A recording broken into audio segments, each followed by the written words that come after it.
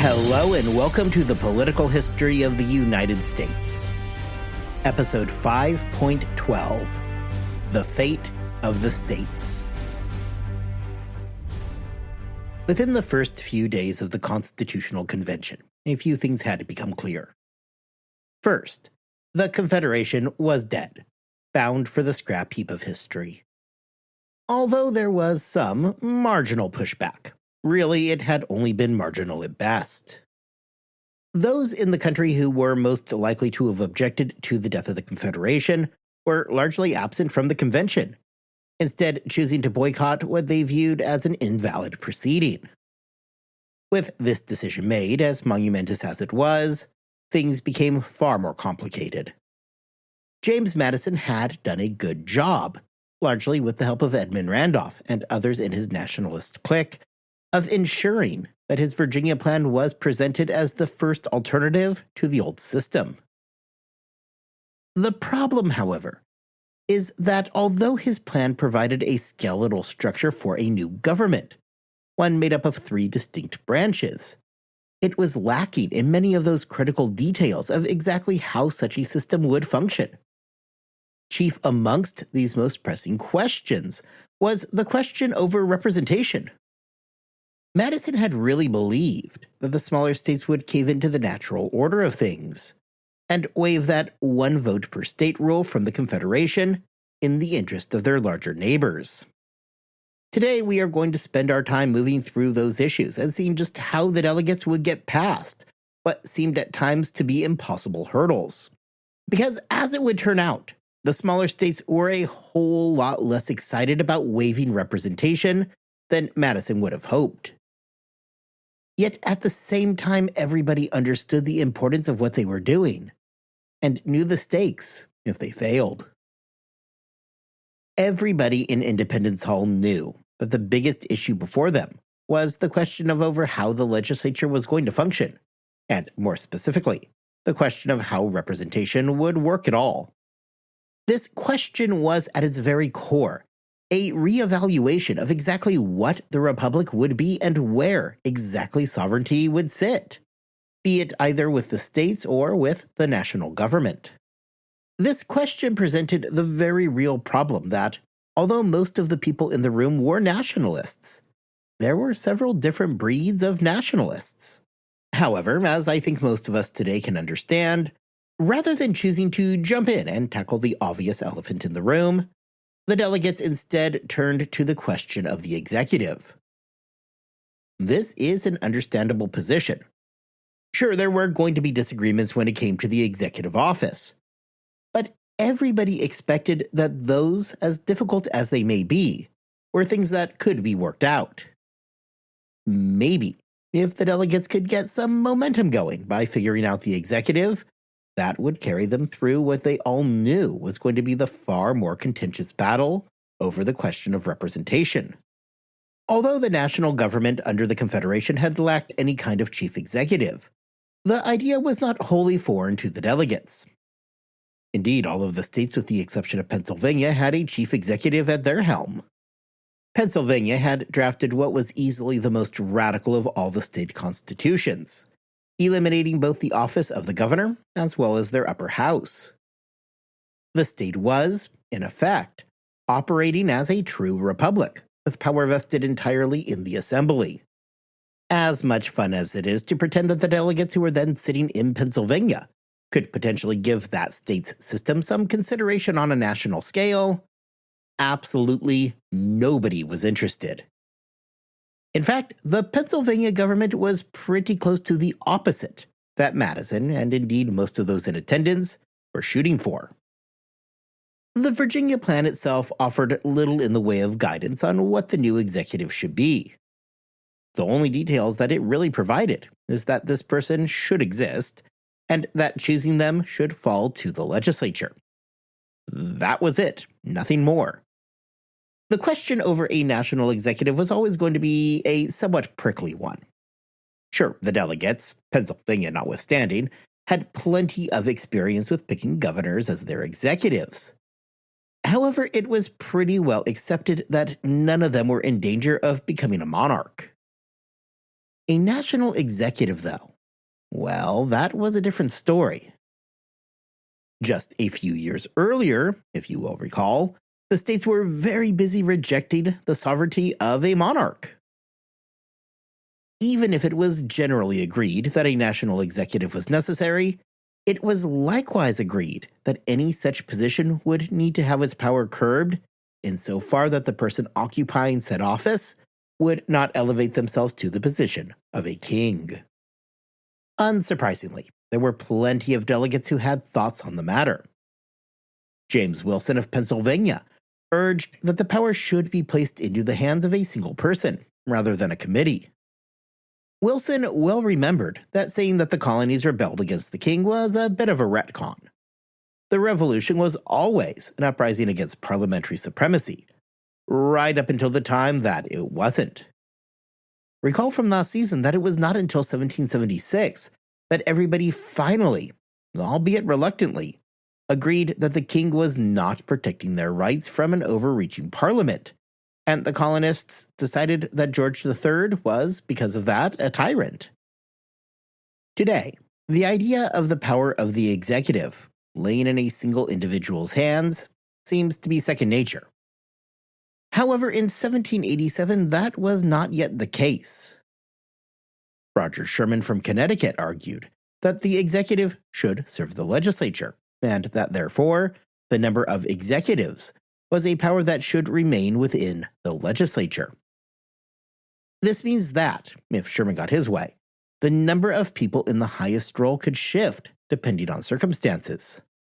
Maybe in a time of war, you narrow down the executive to a single individual, something akin to the dictatorship of the old Roman Republic. In times when domestic strife afflicted the country, maybe you go with more executives to fan out and help restore the peace. The memory of the war loomed large here. What he really seemed to be advocating for, something that we already know other men like John Dickinson wanted, was a government based upon the British model. It is probably not surprising to any of you that such a position was politically untenable in 1787, forcing men like Wilson, who supported a strong, single chief executive, to use very careful language in describing what he wanted. It was likewise over this question of whether or not there should be a single or multiple executives that we see a breach begin to appear in the Virginian camp. Although James Madison personally supported a single executive, Edmund Randolph, the man who had thus far been the messenger for the Virginia Plan, was now openly supporting multiple executives, believing that a single operator was a recipe for monarchy. The divide between these two camps was significant. If men like Randolph, Pinckney, or Elbridge Gerry believed that a single executive was going to threaten despotism, then men like James Wilson believed that rule by a committee would lead to nothing but unnecessary delays, as internal squabbling would become the order of the day. Wilson firmly believed that the United States needed a strong, energetic executive, and that anything but a singular figure was unlikely to make that happen. Now, before we move on, I do want to take a moment to address an elephant in the room for all of these delegates. Well, by elephant in this case, I mean George Washington. As the debates ran over exactly what the executive branch was going to look like, it was lost on nobody that the future chief executive was sitting in the room right there with them. Everybody just kind of assumed that Washington was ultimately going to fill that role because, well, when you've got George Washington in your back pocket, who else could it possibly be? Madison mentions in his journal that when Wilson put forward his motion for a single executive, there was a considerable pause in the room that was only broken up by Benjamin Franklin, kindly suggesting that maybe they should all talk it out. Now recall that the entire reason that they had chosen to tackle the question of the executive first is because they all knew what a firestorm the debate over the legislature was going to bring. This was supposed to be their way of maybe opening the door for future progress. Madison, reading the room and understanding the direction that things were heading, quickly pivoted the conversation away from the question of how many executives there would be, and on to the question of how the executive would be chosen and their term length.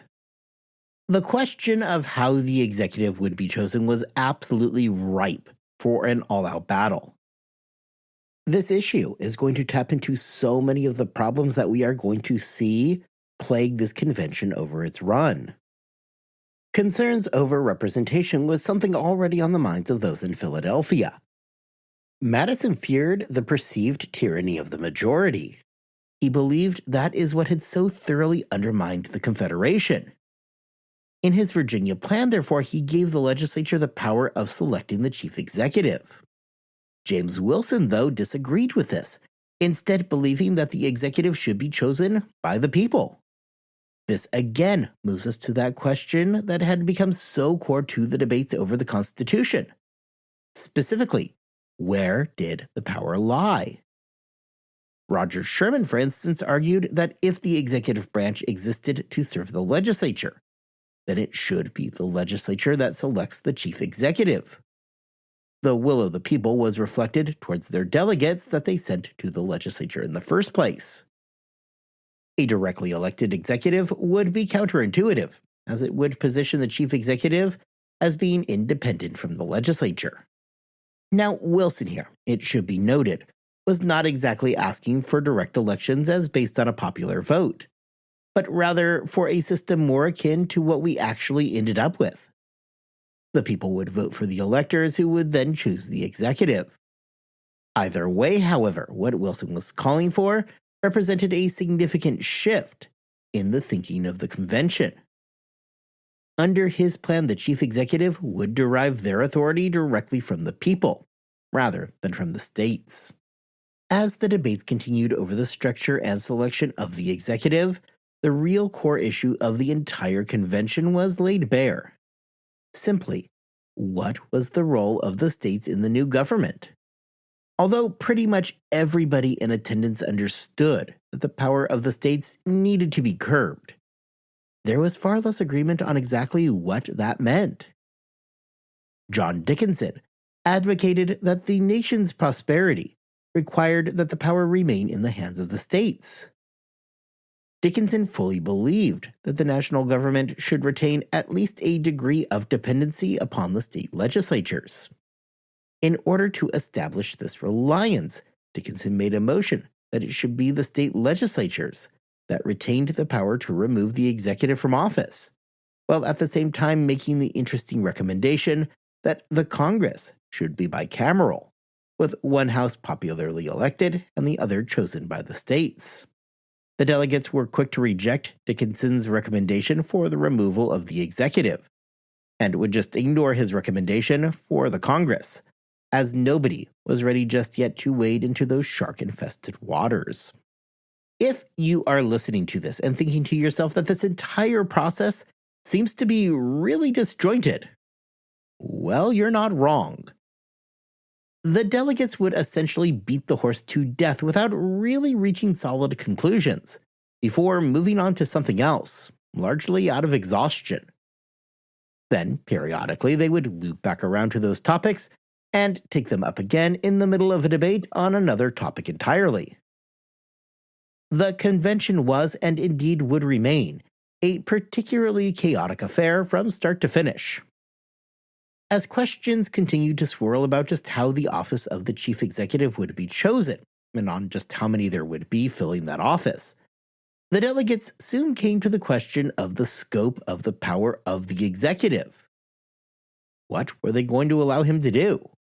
What was the purpose of the office? Recall that at the center of Madison's Virginia plan was what he referred to as the legislative negative, which amounted to a congressional veto that could penetrate the states and invalidate state laws that were counter to the national government. However, such a legislative veto did not exclude the possibility of an executive veto. The 8th resolution of the Virginia Plan granted the executive and members of the judiciary a right of review and, ultimately, the right to negate legislation. Immediately, Benjamin Franklin attacked this act, believing that such a provision opened up the legislature to extortion from the executive. He explained that back during the colonial government in Pennsylvania, where the governor held an executive veto, it was a common occurrence that the governor would hold legislation hostage in order to achieve his own ends. Oh, you want your law passed? Well then, I recommend that you also vote me a raise. Franklin would expand on this, stating his wish for a plural executive before launching into an attack on the salary of executive officials, believing that there should be none. Franklin, who was in very poor health by this point, had written on the topic and had his fellow Pennsylvanian, James Wilson, read his remarks to the convention. Quickly, it was decided that the executive and the judicial branch should remain distinct from each other. Likewise, the idea of an absolute veto for the executive was out, although it would take another few weeks before the delegates would ultimately accept Madison's own suggestion that the executive have a veto, but that the veto itself could be overruled if 2/3 of Congress voted against it. Delay as they might, with the delegates exhausted over the discussion of the executive branch and recognizing the looming battle of the legislature, they decided that the time had come to tackle the biggest question in the room. Nobody was under the illusion that this was going to be easy. It was recognized by all involved that the questions raised over the nature of the legislature would very much define the future of both the states and of the nation itself. As historian Carol Birkin writes in her book, A Brilliant Solution, Inventing the American Constitution, although disagreements and frustration had been present during the debates over the executive, throughout that process things had more or less stayed professional. Sure, there were differences between the delegates, but nothing so serious that the convention itself ever was in danger. For the most part, everybody got through the, albeit incomplete, debates over the national executive more or less unscathed. When it came to questions over the legislature, however, everybody knew that things were going to get much more complicated. As we are going to see, the question that would arise in regard to the legislature go to the very core of how the United States was going to operate. It was a question that was, at the most basic level, about where the nation's sovereignty actually resided. Before we dive into what is going to be, by a large margin, the most trying time for the delegates, I want to go back to something that we talked about during our last episode. Everybody at the convention knew the stakes. The Confederation was crippled to the point of being effectively dead.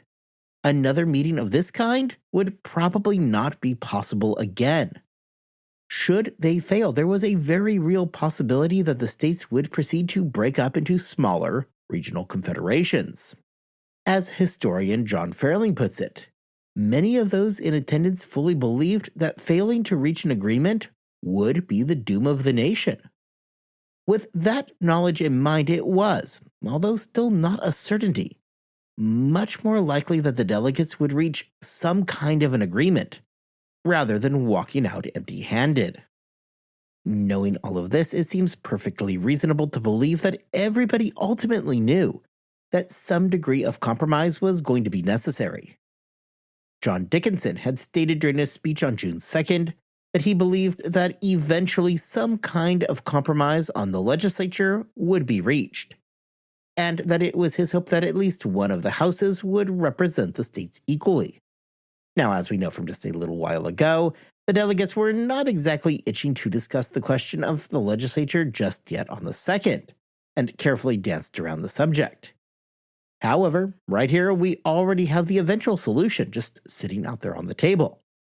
If there was going to be a bicameral legislature, one of the chambers would remain using the existing system of equal representation for all of the states, while the other chamber adopts proportional representation.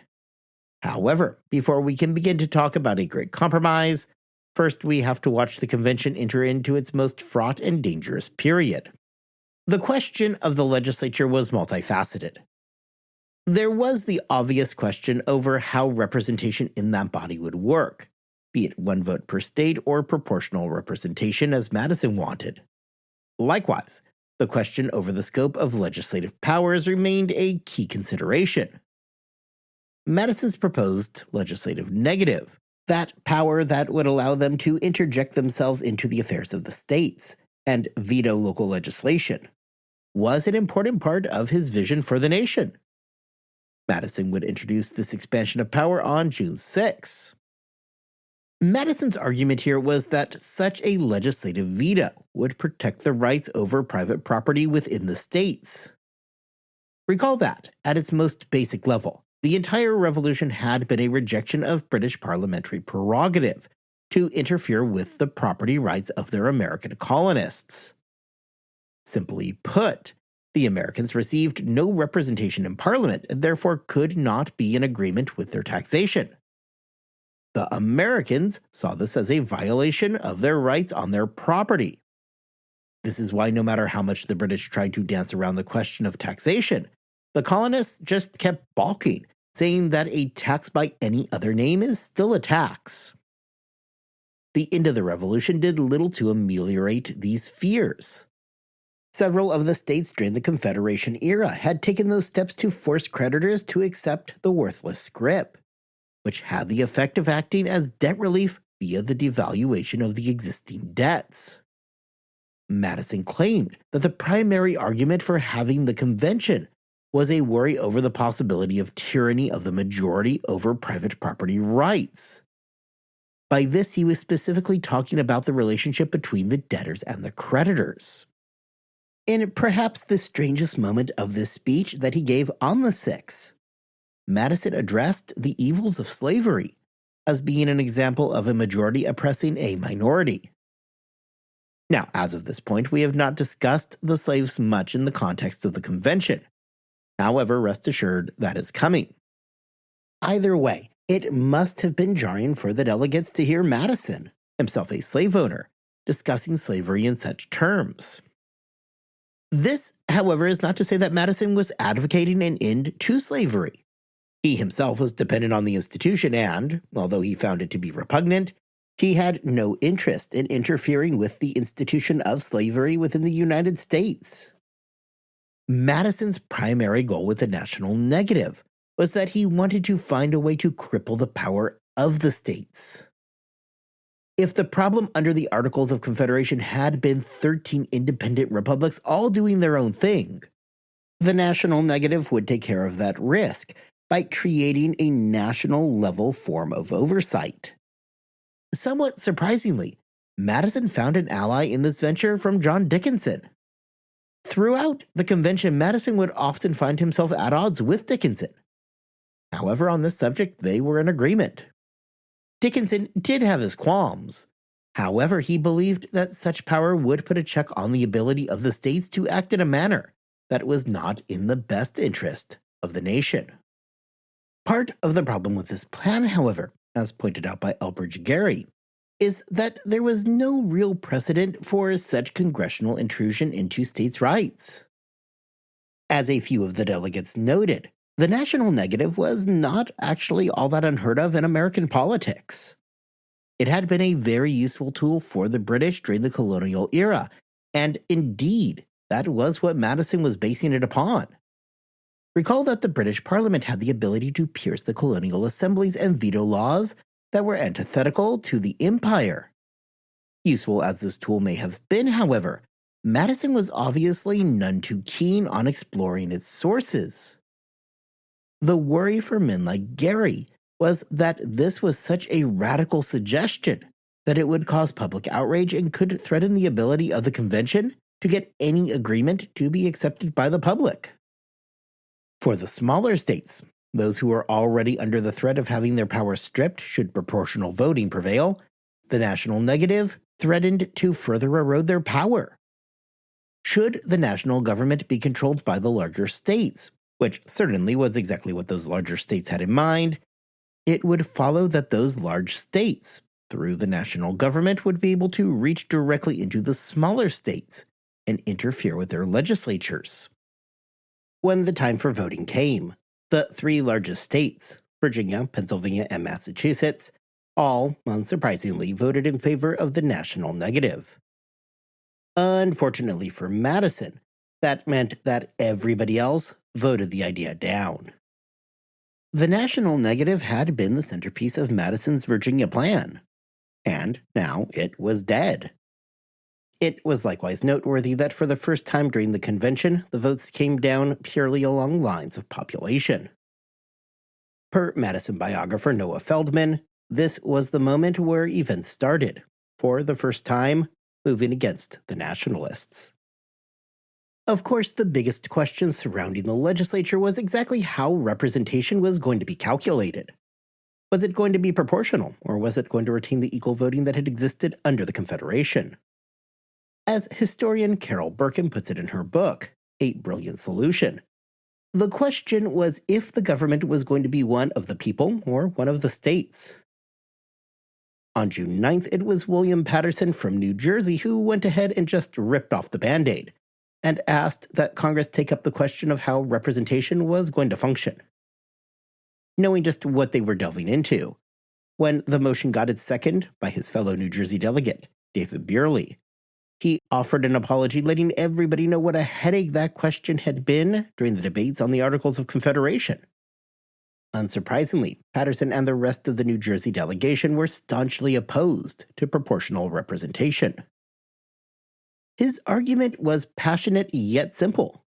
Should proportional representation prevail, it would mean the destruction of the smaller states. He explained that the smaller states would be forced to completely abandon their independence and would have to essentially become vassals to the larger states.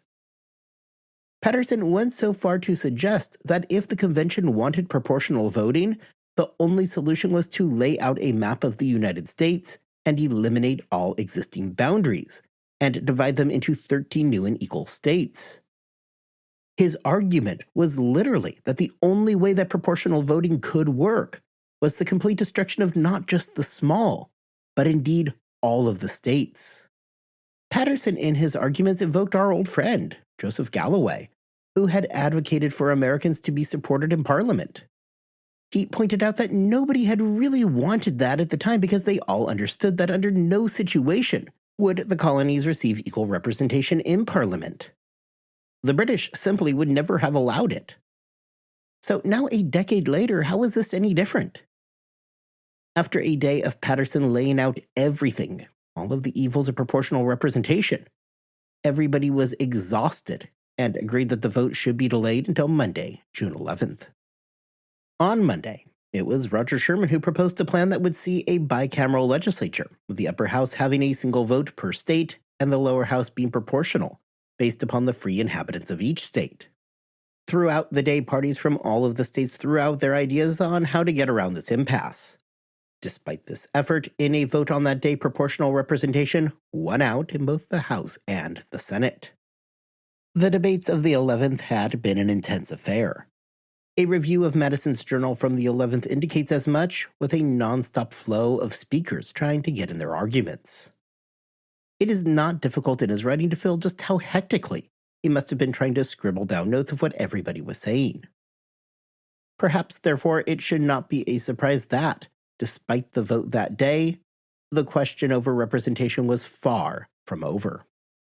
A few days after the vote for proportional representation in both houses, William Patterson presented an alternative to the Virginia Plan, which was aptly named as the New Jersey Plan.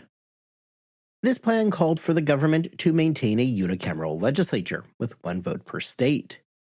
It was not altogether a call to maintain the Confederation's status quo.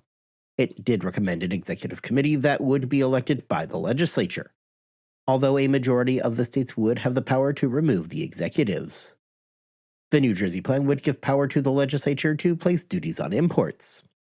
This was particularly important to New Jersey, who had long been locked in a state of economic warfare with their much larger neighbor to the north in New York.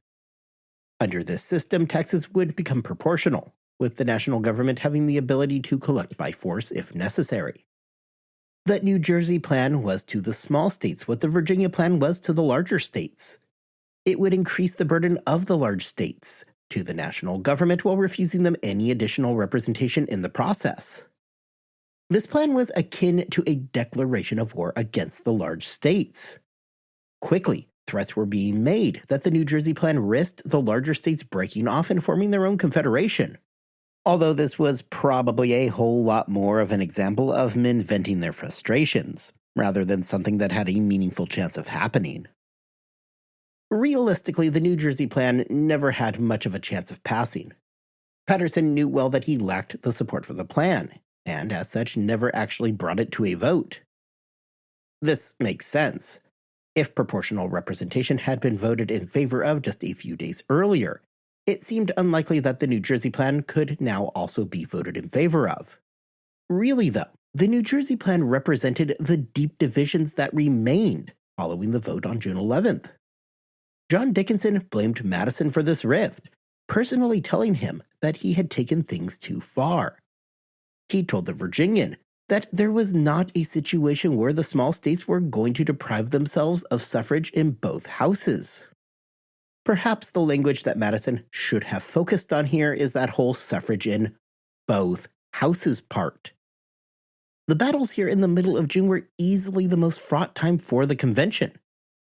There would be battles, of course, throughout the entire convention.